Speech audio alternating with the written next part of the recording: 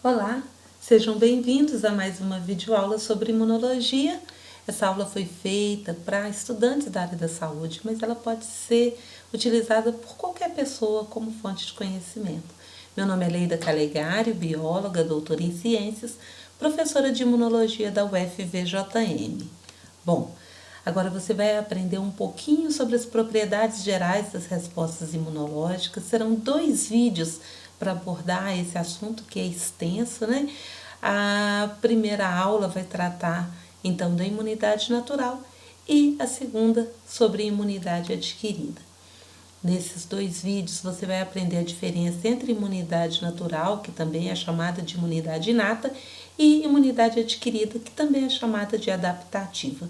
Você vai entender como cada uma atua, quando, em que condições, tudo para agir de forma eficaz contra os invasores. Nesse primeiro vídeo, então, você vai aprender sobre a imunidade natural. Você vai ver que o sistema imunológico utiliza diversas estratégias para nos proteger contra os micro-organismos, contra poeira, ácaro, pólen, qualquer outra substância que tentar entrar no nosso corpo. Entretanto, em determinadas situações, ele também pode agir contra as nossas células, contra substâncias próprias, como a gente vai ver posteriormente. Mas será como é que isso funciona, né? Quando qualquer micro-organismo ou partícula tenta entrar no nosso corpo, o sistema imunológico já começa a responder imediatamente. Ele responde com algumas reações que participam da fase inicial da resposta e outras que participam um pouco mais tarde, que têm início um pouco mais tarde. A resposta iniciada imediatamente é feita pela imunidade natural. A que demora um pouco mais a gente chama de imunidade adquirida. A imunidade natural ou inata responde imediatamente logo na tentativa de entrada do invasor, porque ela usa mecanismos que já estão prontos no nosso corpo, só esperando a chegada do intruso. Já a imunidade adquirida, ela demora mais para começar a responder porque ela vai produzir a resposta, levando em consideração as características do invasor. A imunidade adquirida, ela analisa esse intruso e produz uma resposta que se encaixe perfeitamente na estrutura do invasor. Por isso é que ela demora a começar. Nessa figura, a gente pode ver 2 das principais estratégias utilizadas pela imunidade inata contra a entrada de substâncias no nosso corpo ou de micro-organismo, que são então a pele e as células fagocíticas. A pele é o maior órgão do nosso corpo. Ela nos protege, dificultando muito a entrada de micro-organismos. Já as células fagocíticas, elas agem como se fossem Pac-Mans, famintos, que vão, entre aspas, comendo tudo que ela encontra pela frente. Já a imunidade adquirida, ela vai produzir a resposta, como eu disse. Então, ela, para produzir, ela precisa apreciar bem o micro-organismo ou a partícula, ela precisa conhecer bem as suas características, detalhes, para produzir uma resposta que se encaixe perfeitamente. É como se fosse uma fábrica de chaves, que para funcionarem bem, elas precisam ser produzidas de modo a se encaixar perfeitamente na fechadura. Bom, primeiro então vamos conhecer os mecanismos utilizados pela imunidade inata para gerar resposta imunológica quando qualquer coisa tenta entrar no nosso corpo. A linha de frente é feita pelas barreiras epiteliais, que são a pele e as mucosas do trato respiratório, geniturinário e também do trato gastrointestinal. Então, como é que essa proteção pela pele é feita, né? Se você não se lembra, vale a pena dar uma revisada, mas a nossa pele é formada por vários tecidos, tecidos que estão intimamente conectados, ligados, né? Sendo que o tecido epitelial é o tecido de revestimento da pele e ele possui células justapostas, células dispostas bem coladinhas umas nas outras, de modo a não permitir praticamente nenhum espaço entre elas, garantindo assim a proteção ao nosso corpo. Vale também lembrar que a pele produz uma proteína que a gente chama de queratina, que vai sendo depositada sobre o tecido epitelial, vedando esses finíssimos espaços que possam existir entre as células, fazendo uma camada extra de proteção. Então, com todo esse revestimento, se não acontece nenhuma lesão, nenhum machucado, né, a vida do invasor é dificultada, é difícil dele entrar no nosso corpo. A gente pode ver também aqui nessa figura que as células epiteliais são dispostas bem juntinhas e em várias camadas. Já em relação à imunidade gerada pelas mucosas, existem tecidos que a gente chama de tecidos imunológicos associados à mucosa, ou tecidos linfóides associados à mucosa, que fazem com que estas se tornem residência de várias células imunológicas, além de abrigar anticorpos e outros fatores da imunidade. Além de tudo isso, outros fatores presentes na mucosa também contribuem para a proteção do organismo, que são a microbiota bacteriana ali resistente, a própria atividade motora que ajuda na expulsão dos invasores, a presença de suco gástrico com ácido, né?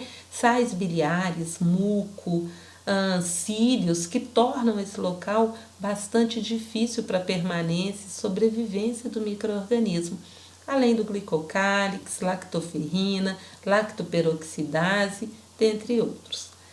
Além da pele e das mucosas, outro mecanismo muito importante da imunidade inata são as células fagocíticas, sendo as principais, então, macrófagos e neutrófilos.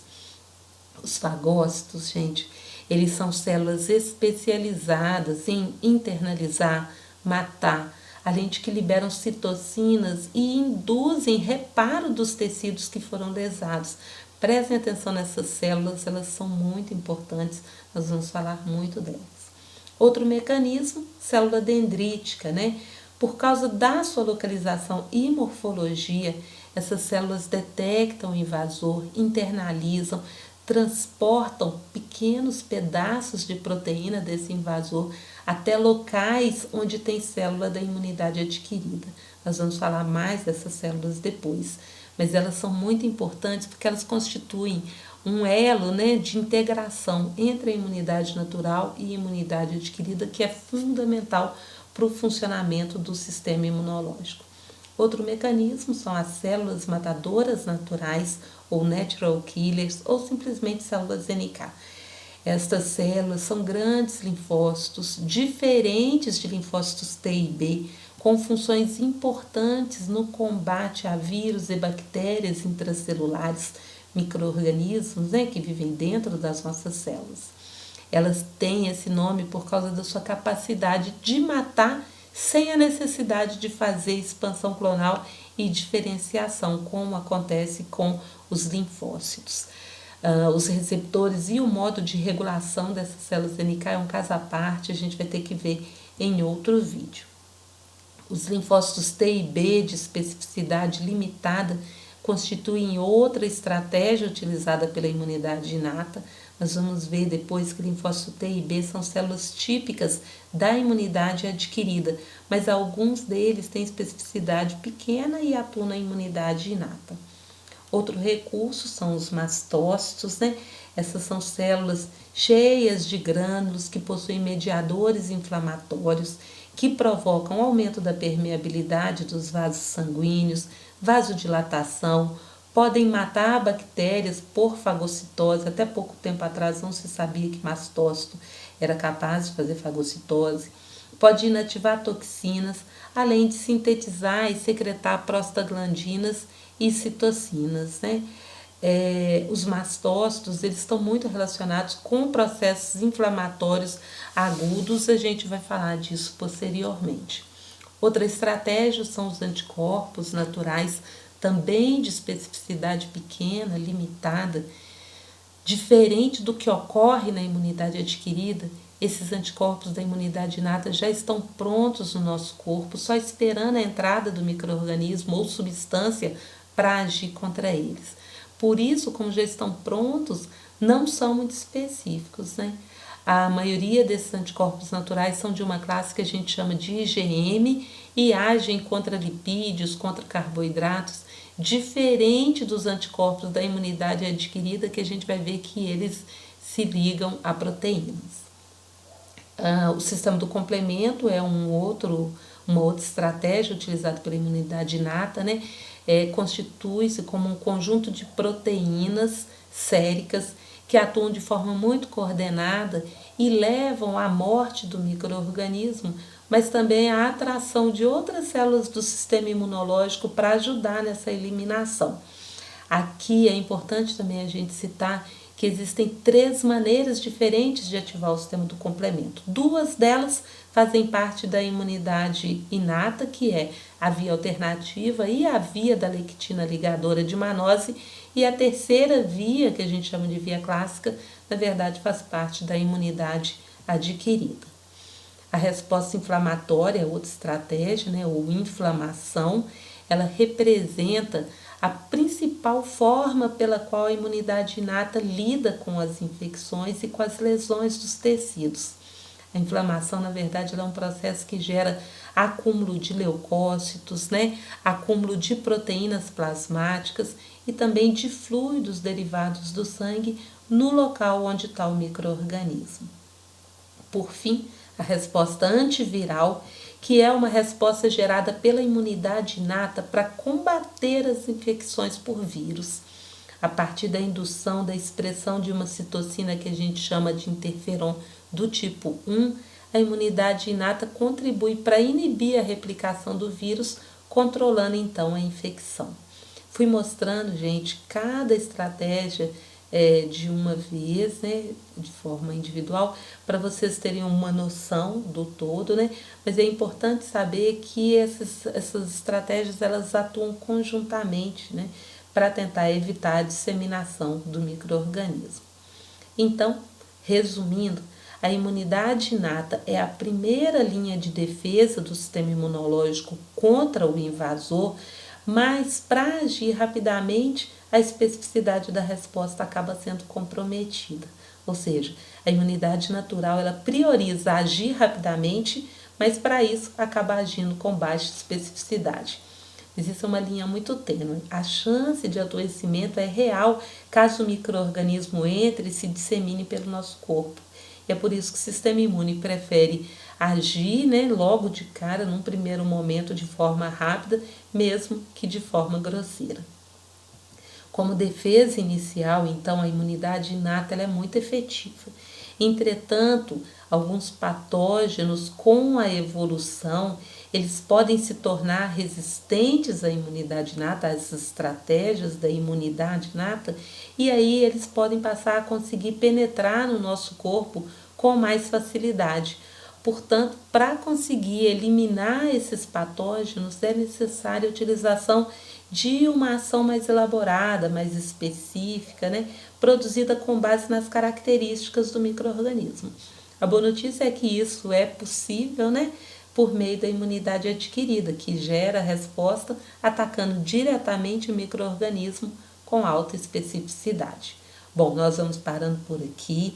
A gente vai dar continuidade falando sobre imunidade adquirida, sobre a integração entre inata e adquirida e fazendo algumas comparações entre as duas no próximo vídeo, que é chamado Propriedades Gerais das Respostas Imunológicas, parte 2, a imunidade adquirida.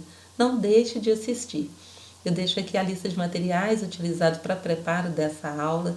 Se você gostou desse vídeo, se inscreva no canal, deixe seu comentário, clique no like, ative o sininho para receber notificações quando eu fizer novas postagens e recomende para os seus amigos esse vídeo e o canal para que eles atinjam mais pessoas.